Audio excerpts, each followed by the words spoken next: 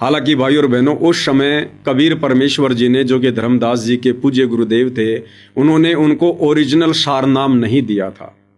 उस समय किसी को देना ही नहीं था। ये डिक्लेयर परमात्मा ने वर्तमान में करना था, कलयुग की पिछली पीढ़ी में।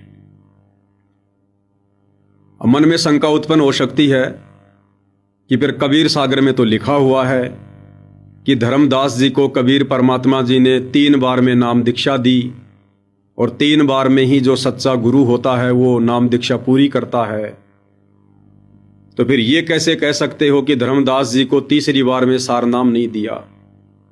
देखो, धर्मदास जी को कबीर परमेश्वर जी ने 3 बार में दीक्षा दी, क्योंकि परमात्मा जी ने आगे चलकर जो पूर्ण गुरु होगा उसका एक लक्षण ये भी होगा कि वो 3 बार में नाम दीक्षा की प्रक्रिया को पूरा करेगा। इस बात को भी परमात्मा ने साबित करना था, प्रमाणित करना था।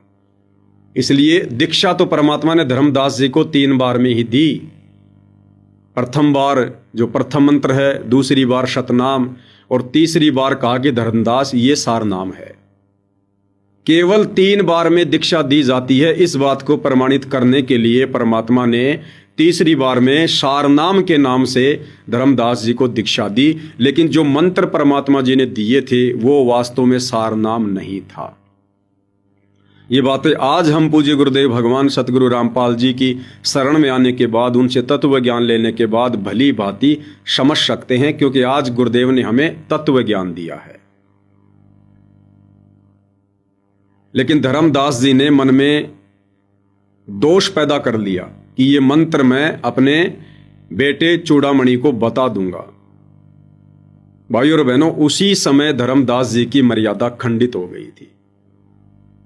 जिस समय धर्मदास जी ने अपने मन में ये दोष पैदा किया था कि ये मंत्र मैं अपने बेटे चूड़ामणि को बता दूंगा, उसी समय धर्मदास जी का नाम खंडित हो गया था, उनकी मर्यादा खंडित हो गई थी। एक सत्संग में गुरुदेव भगवान ने बताया कि अपने गुरुदेव के प्रति मन में दोष आते ही, या फिर गुरुदेव का कोई भी वचन, कोई भी मर्यादा तोड़ना तो दूर, उसको तोड़ने की यदि आपने मन में भी सोच ली, उसी समय आपकी मर्यादा खंडित हो जाती है, क्योंकि ये भक्ति मार्ग ऑटोमेटिक है। तो आप और हम भाई बहनों ने बहुत ही सावधानी बरतनी है। इतिहास में घटित हो चुकी इन तमाम घटनाओं से हमने शिक्षा लेनी है। वर्तमान में हमें वही धर्मदास जी का पूज्य गुरु, जिन्हें कबीर जी के नाम से जाना जाता है, आज हमें सतगुरु रामपाल जी के नाम से कलयुग की पिछली पीढ़ी में मिले हैं। क्योंकि इस परमात्मा जी के अलावा दूसरा कोई भी इस 21 ब्रह्मांड में इस सतभक्ति को बता ही नहीं सकता, दे ही नहीं सकता। कोई अधिकारी नहीं है, किसी को ज्ञान ही नहीं है। सतलोक के विषय में ये ज्ञान, ये सृष्टि रचना कबीर परमात्मा स्वयं ही पृथ्वी पर प्रकट होकर आप और हमें देते हैं।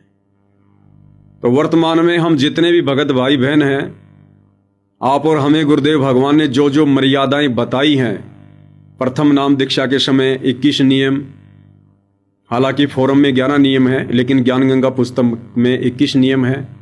शतनाम के समय 34 नियम, और उसके बाद हम जैसे जैसे सत्संग सुनते जाएंगे, नित नए नए नियम इस भक्ति मार्ग पर लागू होते जाएंगे। तो वर्तमान की कलयुग की पिछली पीढ़ी में, जो कि पूर्ण मोक्ष मार्ग है, आप और हम जितने भी भाई बहन हैं, आप और हमने उन नियमों को तोड़ना तो बहुत दूर की बात है। उन नियमों को तोड़ने के विषय में हमने धर्मदास जी की तरह सोचना भी नहीं है, अन्यथा हमारी तुरंत मर्यादा खंडित होगी, तुरंत। परमात्मा कहते हैं, काल कसाई तक तक मारे पग पग पे यो बाणा। ये काल तरह तरह की सूक्ष्म चाल चलेगा। इसीलिए गुरुदेव ने कहा कि बच्चों, इस ज्ञान को आधार बनाओ, इन सत्संगों को तुम विशेष ध्यान से सुना करो, एक एक शब्द पर गौर किया करो, एक भी शब्द कान से बाहर मत जाने दिया करो, और ये सोचकर सत्संग सुना करो कि तुम्हारे गुरुदेव तुम्हारे समक्ष हैं, तुम्हारे सामने बैठे हुए हैं। इतना डर हो, इतना भय हो, इतनी सावधानी रखकर हमने ये सत्संग सुनने चाहिए।